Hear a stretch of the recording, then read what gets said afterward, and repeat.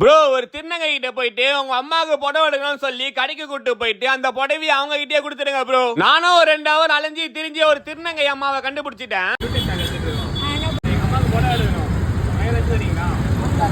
Cotton கட்டுவாங்களா?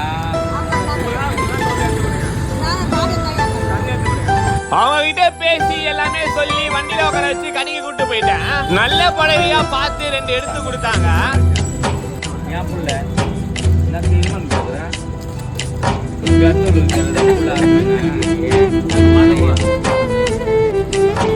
அப்புறம் அவங்களை ஏற்ற நேரத்திலே திருப்பி வண்டியில கூட்டிட்டு போயிட்டு அந்த இடத்துல விட்டுட்டோம்.